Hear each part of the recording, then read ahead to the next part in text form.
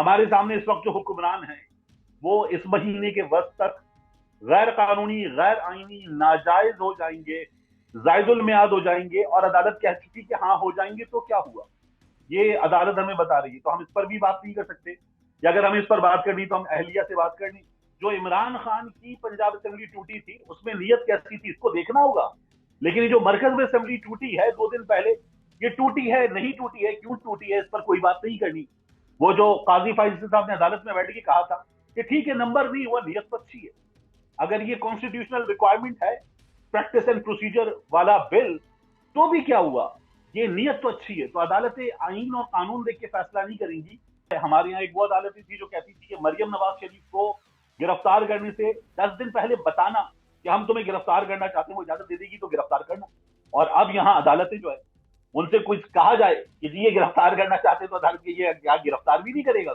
हमारे मीडिया में, ये मीडिया में भी और सोशल मीडिया में भी एक साथ मुमकिन है कि महीना लग जाए, 1.5 महीना लग जाए, लेकिन एक भूचाल आने वाला है हमारे। वो भूचाल आने से पहले हमें कुछ 48 घंटे पहले उस भूचाल की खबर मिलेगी, और उसके बाद वो भूचाल आएगा, और इतना जबरदस्त भूचाल आएगा कि मैं आप सब उसकी जद में आ जाएंगे। ये मुमकिन है कि 2 महीने ज्यादा से ज्यादा लगे, लेकिन आएगा वो। अस्सलाम वालेकुम नाजरीन, आप देख रहे हैं सियासत.pk। मैं फरियाल गुलबासी। आज हमारे साथ तारिक मतीन साहब मौजूद हैं। अस्सलाम वालेकुम सर, कैसे हैं आप? वालेकुम अस्सलाम। मैं अल्हम्दुलिल्लाह बिल्कुल। अच्छा, आज काजी फाइज ईसा साहब की जानिब से कहा गया है कि ये लफ्ज खदशात ना इस्तेमाल किया जाए, और मीडिया पर एक और अदारे की जानिब से पाबंदी लगाने की कोशिश। वो कह रहे हैं कि जहां भी इलेक्शंस की बात होगी ये लफ्ज खदशात ना इस्तेमाल किया जाए, तो क्या कहेंगे इसके ऊपर? तो खदशात नहीं कहते, धड़का कह लेते, खदशात नहीं कह लेते, एहतिमाल कह लेते हैं, खदशात नहीं कहते, इम्कान कह लेते, कोई कोई और लफ्ज इस्तेमाल कर लेते। तो उन्होंने सिर्फ लफ्ज पर फिरोजुल लुगात उठा ली है, सिर्फ एक लफ्ज पे पाबंदी लगाई है, या फिर इस बात पे ही कि ये मैटर ही डिस्कस नहीं करना पाबंदी लगा दी है। और वो तो ये भी कह रहे हैं कि अपनी अहलिया से कर ले जो बात करनी है, किसी अहल से, अहलिया से बात कर ले, किसी अहल से बात ना करें, क्योंकि अहल तो पाकिस्तान है, फैसला तो पाकिस्तान को करना है, पाकिस्तानियों को करना है, तो उनसे बात ना करें, बाकी सबसे कर ली। काजी फाइज ईसा साहब जो है ना, वो चूंकि चीफ जस्टिस हैं और उनके पास तौहीन अदालत की छड़ी है जिससे हम सब की तशरीफ लाल की जा सकती है, और ये पाकिस्तानी जो हैं ये इसीलिए रह गए कि अगर ये 14 अगस्त को निकले तो इनको गिरबान से पकड़ के इनसे एक पार्टी का झंडा लेके इनको बंद कर दिया जाए। ये 6 सितंबर को निकले तब भी इनको मना कर दिया जाए। ये गुब्बारे छोड़ने फिजा में तब भी इनको मना कर दिया जाए। हमने तो वो दौर देखा है यहाँ पर कि एक हुकूमत हुकूमत कर रही थी और हर शख्स जो है वो माइक लेके मुंह में घुसेड़ता था, जिंदा हो, जीते कैसे हो, घर कैसे चलता है कि नहीं चलता, मर क्यों नहीं जाते। तो इतनी महंगाई हो गई है, उससे 4 गुना महंगाई हो गई, तब तो हमने ये तमाम शोर नहीं देखा। मीडिया को फिर हमने कंट्रोल देखा, पहले भी पॉजिटिव रिपोर्टिंग की बात होती थी, अब भी पॉजिटिव रिपोर्टिंग की बात होती है, लेकिन तब पॉजिटिव रिपोर्टिंग पे जो जोर था और जो शोर था वो इतना था, अब वो इतना है। तो अल्लाह की मर्जी है, हम सब जो है वो वाकई एक नए पाकिस्तान में जी रहे हैं, जबरदस्त ये वाला पाकिस्तान, अल्लाह ताला सलामत रखे। तारिक साहब, आपको वजह क्या लग रही है कि किस वजह से ये लफ्ज खदशात उन्होंने कहा है कि इस्तेमाल ना करें, या इलेक्शंस पर तहफुजात की बात ना करें? क्या वजह हो सकती है इसके पीछे? अच्छा, मैं तो चाह रहा हूँ कि काजी फाइज साहब मजीद समझाएं, वो बताएं। यही काजी फाइज ईसा साहब जिस बेंच में लेकर बैठे हुए थे अथर बिन अल्लाह साहब को भी और मिस्टर जस्टिस अमीनुद्दीन साहब को भी, यही अथर बिन अल्लाह साहब थे। पंजाब में 90 रोज में इंतखाबात का मामला था, सदर ने भी तारीख दे दी थी, अदालत ने भी तारीख दे दी थी, हमारे यहाँ तब कोई शोर नहीं हुआ, तब नहीं बताया गया कि इलेक्शन जो है वो अवाम को मुंतखब नुमाइंदों से दूर नहीं रखा जा सकता, आज के फैसले में कहा गया है, तब नहीं बताया गया। तब से वो हमारे सामने एक गैर कानूनी, गैर आईनी, नाजायज, जायदुल मियाद निगरान हुकूमत है, जिसका कोई वजूद होना नहीं चाहिए इस वक्त, लेकिन है।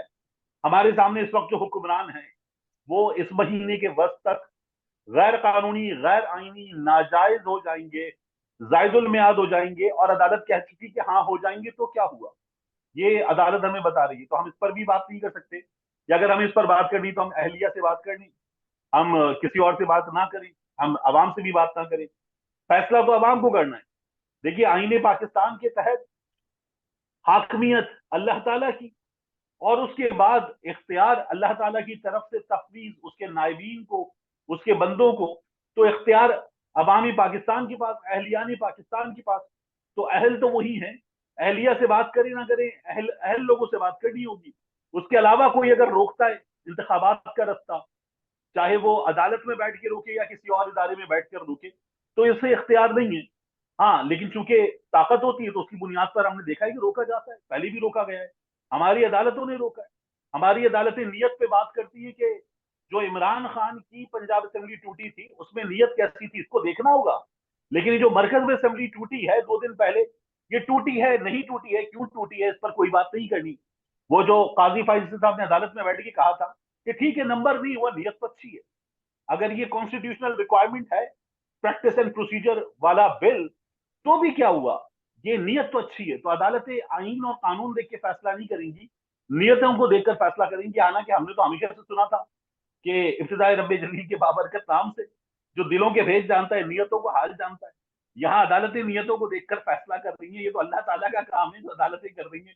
ये अदालतों का काम ही नहीं है कि नियतों को देखकर फैसला करें, अदालतें तो आइन और कानून को देखकर फैसला करती हैं। आपको नहीं लगता कि काजी फाइजा साहब जिस तरीके से रिमार्क्स देते हैं और केस की प्रोसीडिंग अगर आप उनकी हर चीज को ऑब्जर्व करें, तो वो शायद एक निकालने की कोशिश कर रहे हैं गुस्सा जिन लोगों ने उनके खिलाफ रेफरेंस भेजा था। वो हमारे एक सीनियर सहाफी दोस्त हैं, समीर इब्राहिम साहब। समीर इब्राहिम साहब ने जो है वो उन्होंने पंजाबी का लफ्ज इस्तेमाल किया था, साड़ निकाला है। तो वो पंजाबी में अपना साड़ कटिया है। तो वो काजी फाइज साहब को शायद कोई गुस्सा है अभी तक बाकी है। हालांकि अदल के इस मनसब पर बराजमान होने के बाद फैसला गुस्से के तहत किया ही नहीं जा सकता, इंसाफ तो गुस्से के साथ हो ही नहीं सकता। तो बहरहाल काजी फाइज साहब जो है वो कर रहे हैं और गुस्सा भी आ रहा है। वो तो ये भी पूछते हैं कि तुम्हारा नाम मोहम्मद सलीम है तो तुम सलीम बेग क्यों लिखते हो। तो अदालतें जो है वो ये भी करेंगी। मेरा ख्याल है अगर बिलावल भुट्टो को बुला लेंगे तो अदालत पूछेगी कि अगर तुम बिलावल जरदारी हो तो तुम बिलावल भुट्टो जरदारी क्यों लिखते हो। शायद अदालत ये भी पूछ ले। तो काजी साहब को जो है अपना गुस्सा कंट्रोल करने की जरूरत है। इस मुल्क में 2 लोगों को गुस्सा कंट्रोल करने की जरूरत है, शदीद जरूरत है। एक शेर अफजल मरवत साहब, मैंने उनके एक वकील दोस्त से कहा, मैंने कहा कराची से एक बड़ा अच्छा सिपर भिजवा रहा हूँ आपको, वो शेर अफजल मरवत साहब को दे दीजिए, पानी ठंडा रहेगा उसमें पिया करें वो पानी। कहने लगे यकीन जानिए जब मरवत साहब ने पहला सिप लिया ना तो वो सिपर आपका गर्म होकर सड़ जाएगा, बढ़ जाएगा। मैंने कहा अच्छा। तो 2 लोगों को गुस्सा कंट्रोल करने की जरूरत है, एक शेर अफजल मरवत साहब को, वकील है, दूसरे काजी फाइज साहब को जो जज है, सबसे बड़े जज है। तो जज साहब जो है वो गुस्से में हो तो इंसाफ हो नहीं सकता, लेकिन वो है गुस्से में, उन्हें बहुत कंट्रोल करने की जरूरत है। अच्छा तारिक साहब, आज की बेंच में जो शामिल जजेस हैं उनके आप आज के रिमार्क्स उठाकर देखें और उन्हीं 2-3 जजेस की अगर आप 2 से 3 माह पीछे चले जाएं और रिमार्क्स उठाकर देखें, तो इतना तजाद क्यों है? आ, मैं इसी बात पर तो हैरान और आपसे यही अर्ज कर रहा था ना कि यही जजेस थे, इसी तरह का मामला था पंजाब का भी, खैबर पख्तूनख्वा का भी, और उनसे इंसाफ मांगा जा रहा था। तो तब हमारी अदालतें जो हैं वो कुछ और फैसले कर रही थी, अब हमारी अदालतें कुछ यकसर मुख्तलिफ फैसले कर रही हैं। लेकिन इन हालात में भी अगर बैलेट पेपर पर बल्ले का निशान होगा तो फिर कैसे कंट्रोल किया जाएगा, ये भी एक बड़ी मुसीबत है। मुझे तो लगता है इस मुसीबत को ज्यादा देखने की जरूरत है, वगरना काजी फायजी साहब हो, अतर मिनल्ला साहब हो, दीगर जज साहिबान हो, इनके सामने जो केसेस आए थे, इनको उन केसेस को पहले सुनना चाहिए था, नहीं सुना था। अदालत में बंदयाल साहब ने इनका रास्ता रोका था। तब जो बेंचेस बनते थे वो हम ख्याल बेंचेस थे, अब जो बेंचेस बनते हैं वो हम ख्याल नहीं होते, हालांकि हमें नजर उसी तरह से आता है। तो हमारी अदालत जो है वो इस पॉलिटिकल पोलराइजेशन का अनफॉर्चुनेटली शिकार है, जिसका मैं शिकार हूं, आप शिकार हैं, हर पाकिस्तानी शिकार है। इसको खत्म करने का तरीका यह है कि शफाफ इंतखाबात हों और फौरी इंतखाबात हों। अब तो इंतखाबात जो है वो 90 दिन के बाद हो रहे हैं, लेकिन बहरहाल ये भी हो जाए तो अच्छी बात है। मगर जिस तरह से ये वक्त गुजरा है और जिस तरह से गुजर रहा है, जिस तरह से हम देख रहे हैं कि वो जो खदीजा शाह केस में, आपको पता है आईजी पंजाब ने अदालत में क्या बताया? उन्होंने ये कहा है कि मैं नहीं आपको गारंटी कर सकता कि इसके बाद गिरफ्तारी और उसके बाद गिरफ्तारी होगी या नहीं होगी, हम तो तफ्तीश करते हैं, हमारा काम है। हमें कोई नई चीज मिलेगी, नया ट्वीट मिलेगा, नया केस मिलेगा, नया क्लू मिलेगा, हम एक नया मुकदमा कर देंगे। तो अदालत ने कहा फिर तो 2000 साल के लिए भूल जाए। उन्होंने कहा नहीं, कानून के मुताबिक कर दे, हम तो जो कर रहे हैं तो हम करते रहेंगे।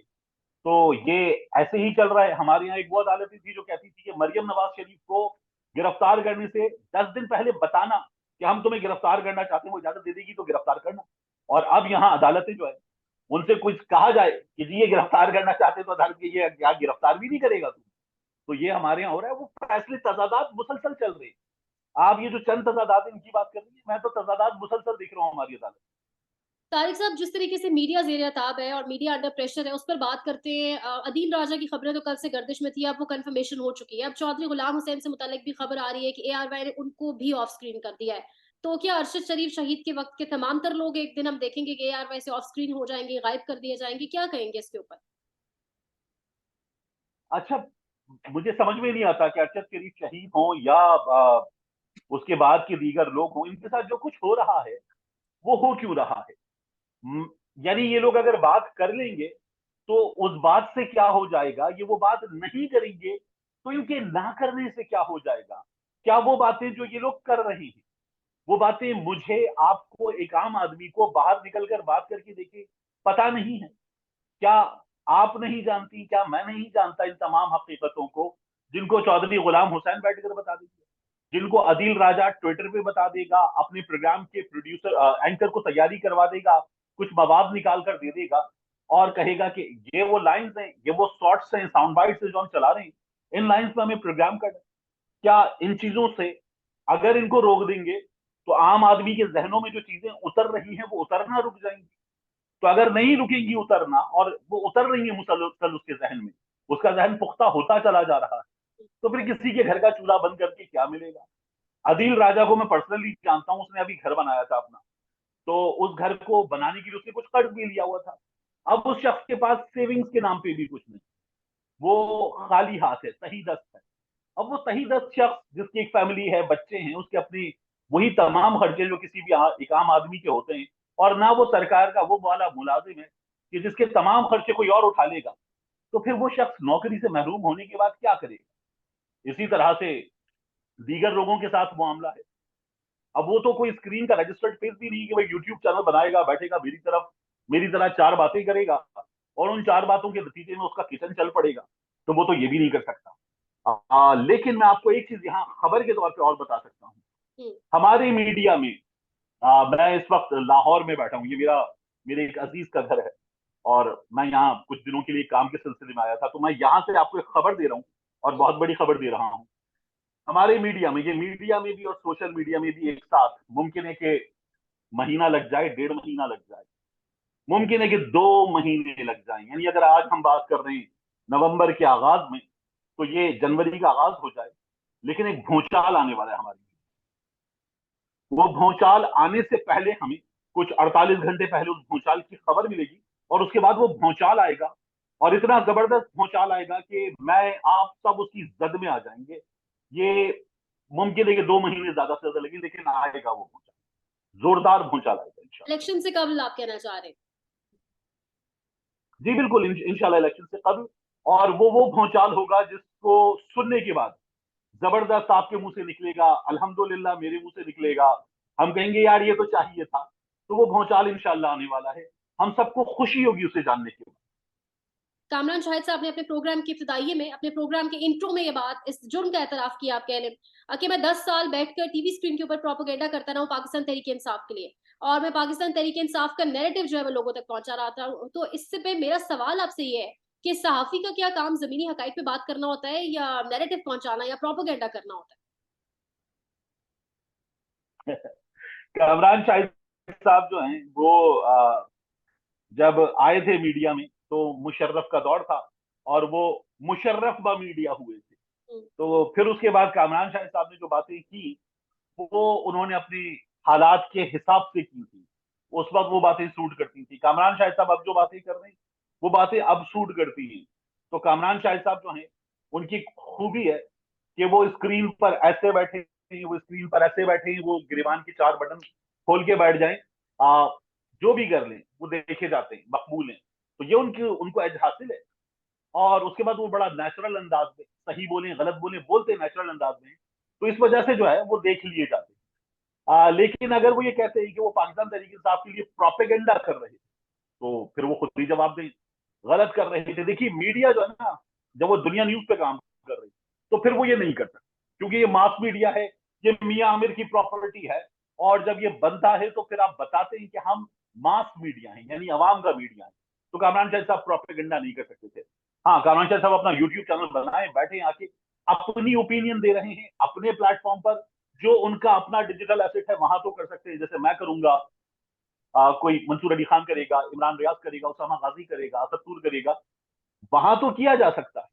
लेकिन जो मास मीडिया है वहां कामरान शाह साहब नहीं कर सकते थे, किया है तो जुर्म किया है, अब भी कर रहे हैं और मुसलसल कर रहे हैं एंटी इमरान खान।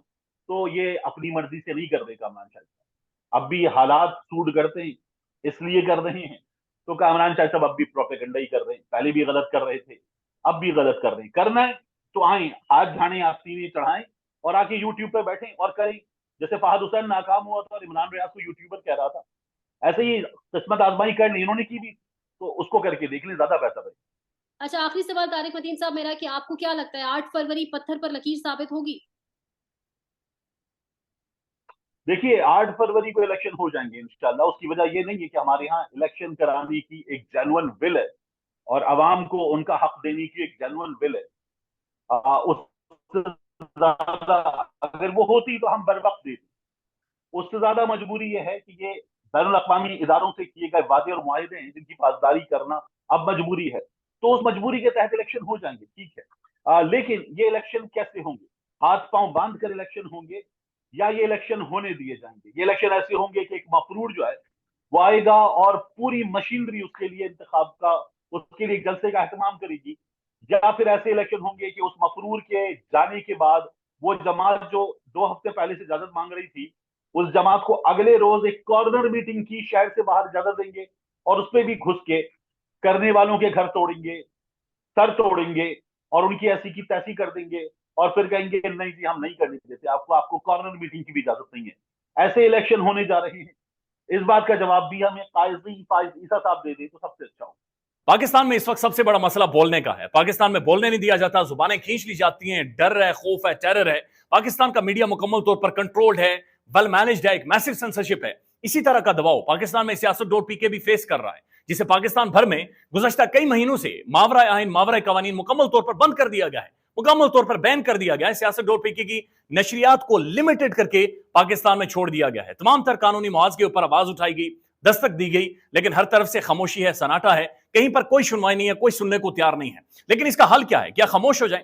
क्या सवाल ना करें? क्या मालूमात आप तक ना पहुंचाएं? क्या इंफॉर्मेशन आप तक ना पहुंचाएं? मालूमात भी पहुंचेगी, इंफॉर्मेशन भी पहुंचेगी, सवालात भी उठेंगे, लेकिन अब आपने रोल प्ले करना है, आपने अपना किरदार अदा करना है। और छोटा सा एक प्रोसीजर है, प्रोसेस है, उसके बाद आप अपना किरदार अदा करें और हमारी मदद करें। पहले आपने यह करना है कि हमारे यूट्यूब चैनल को सब्सक्राइब करना है, उसके बाद ज्वाइन के बटन के ऊपर जाना है, क्लिक करके हमारा मेंबर बनना है। या फिर दूसरा ऑप्शन यह है कि आपने वीडियो की डिस्क्रिप्शन में जाना है, वहां पर पैट्रियन का लिंक मौजूद होगा, उस लिंक के ऊपर क्लिक करें और हमें सपोर्ट करें, हमारा हिस्सा बने, हमारी ताकत बने।